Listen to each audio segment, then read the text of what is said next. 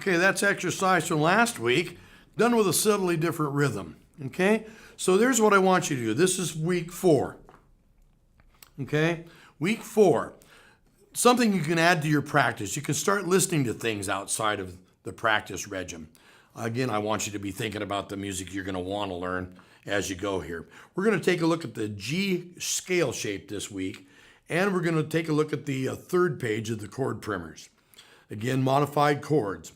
The 13 modified chords you're going to have to know how to finger or play with your left hand are E, E minor, and E7, A minor, A7, D, D minor, and D7, C and C7, and G7. That's 13 chords.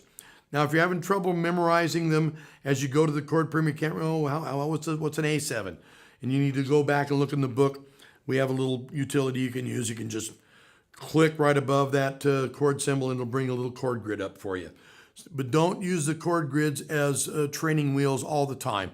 Learn the chord and memorize it as quickly as possible. There's a number of ways of memorizing stuff, and most of it is about not looking at your hand anymore.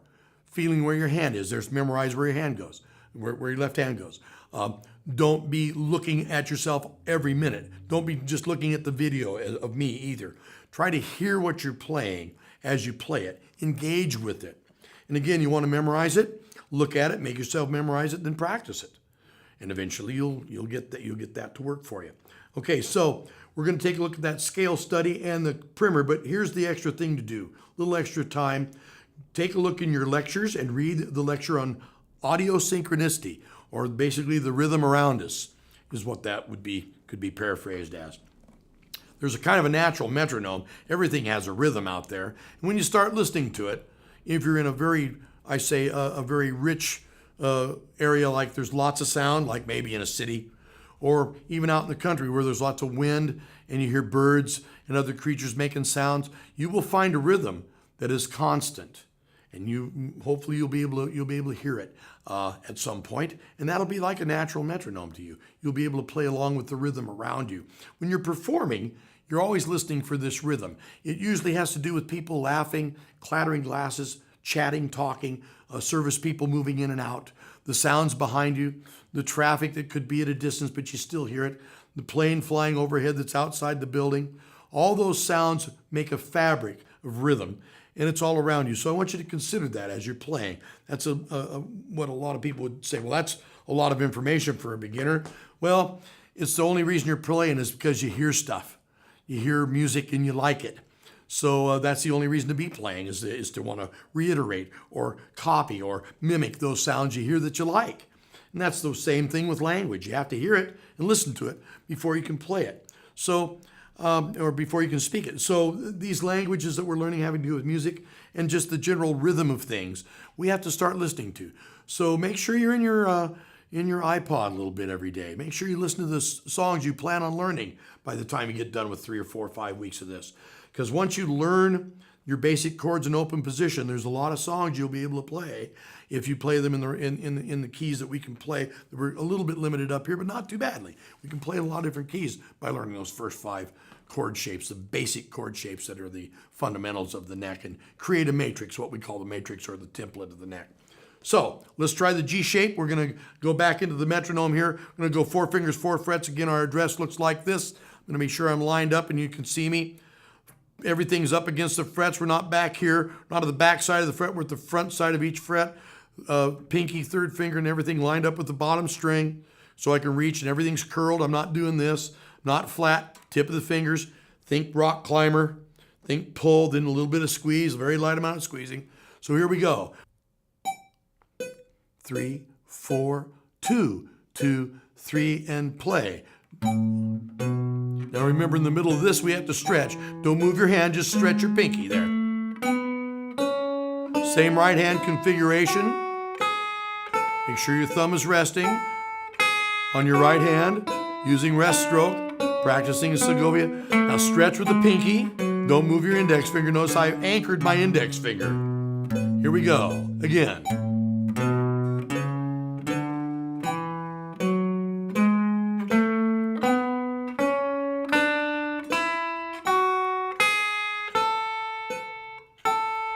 is 80 beats a minute. I want to try to get right on that beat. Now I'm going to double this up to eighth notes for you guys who have been practicing a little bit. Here we go. 1 and 2 and 3 and 4 and. That's how it should sound with the quarter notes on your metronome. Up a half step. Remember, keep the index finger in one spot and stretch that pinky. Coming back down. That stretch is coming up right here. Stretch. Again. Stretch. Don't move your hand. Keep your left hand in position. You'll be glad you did in a couple more weeks. Up another half step. What key are we in? Goes back to your first test. That's the key. This is the key. Here's the key. You're in the key of B. That's B on the lowest string. That's where you start the exercise, and it starts at the root, or do, as in do, re, mi. B. Go up a half step to C. C natural. So we're on the 8th fret again.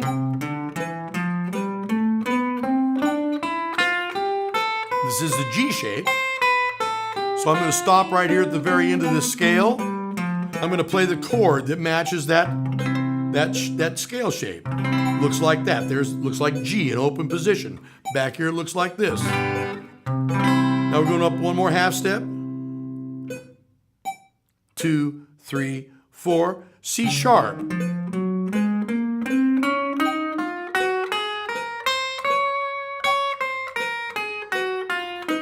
And so on. As we get further up that little stretch in the middle, here's D natural, 10th fret. That stretch in the middle isn't so tough when you get this far up. Again, you want to experience the upper part of the neck. Okay, so we can stop there. Here's what you have to remember to do when you're practicing. Be sure you make it all the way up and down the neck. You'll start feeling a different place where your hand belongs. Get away from looking at the neck. This is your 4th week, so really start looking away from your hand.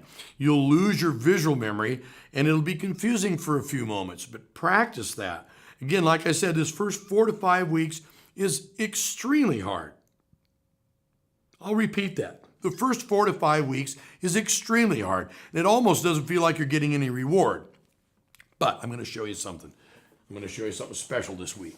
First, we're going to take a look at the 3rd page of the chord primers.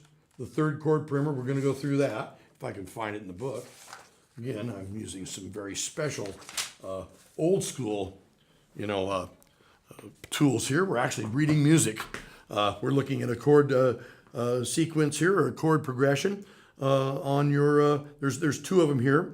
The first one starts on A minor, if you're on the right page with me. And again, it should look like this. Here's A minor. By now, you should know what all of the 13 chords you have to memorize for these 3 pages are. You should have looked them up, or at least clicked on them, so you have a little grid there you can look at and follow the fingering diagram. So here we go. We're going to study this. We're going to go ahead at 80 beats a minute again. 1, 2, 3, 4, 2, 2. Ready, play. E7 the easy way. Just raise that 3rd finger, A minor, then C, easy reach, to G. Be sure to curl your pinky. Just bring it straight down, C. By now, those fingers should start working pretty good by the 4th week.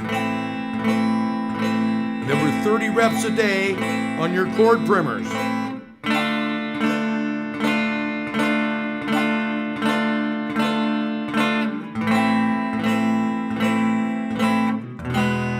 E7.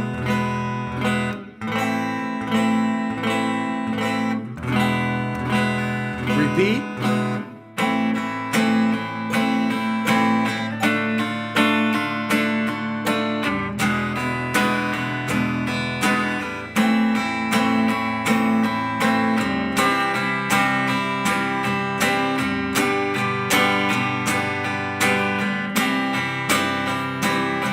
E7.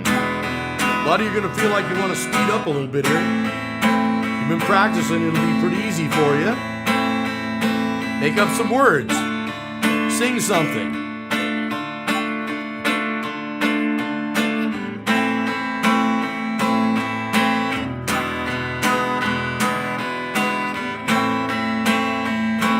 Change the metronome setting now. So we're going to show you something special at 70 beats a minute. You should be able to make these chord changes pretty easily. I'll call the changes for you. If you can name the tune, again, an extra free evaluation on our report. It's just a little fun we're going to have. This is an Easter egg, a little treat for those of you that have been practicing. So here we go. 2, 3, play. Eighth note.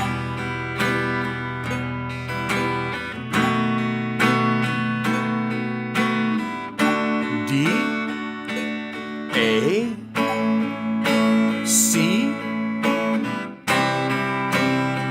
G,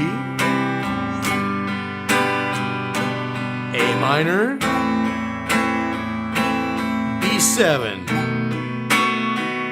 E minor, B7, D, A, C. Should be following along on your page. It's that Easter egg page you got from the A minor. You got from the home page.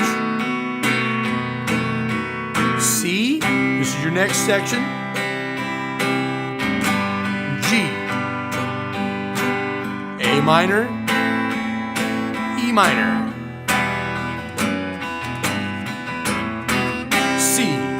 There was a little hint there. G, A minor, B7.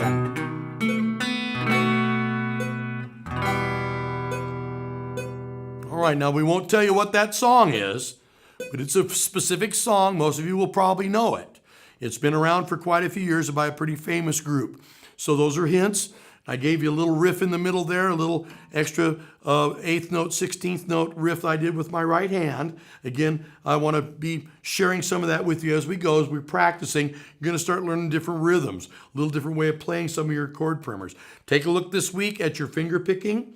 We're going to start using the chord primers as a finger picking exercises. We'll go through that in the next couple of weeks. Next week, we'll look at your D form. It's the last week to study your scale forms and get them down and get them memorized. So if you can get them memorized in 5 weeks, man, you're doing great. And if you can't do them in 5 weeks, you're still doing great because you're still practicing. So stay with it. It'll come in time, and you've got to be willing to put in just a little bit more effort. You'll get there very shortly. This is really where things change. So if you're practicing and this is starting to get easy, this is where you're going to start getting the reward. Don't forget, week 7 is something special too, so be sure to read your assignments. You'll find out what's in there. There's some very special things that we're going to be able to do for you online and interactively. So study along, stay with it, and I'll look for you at the 5th week. Thanks a lot.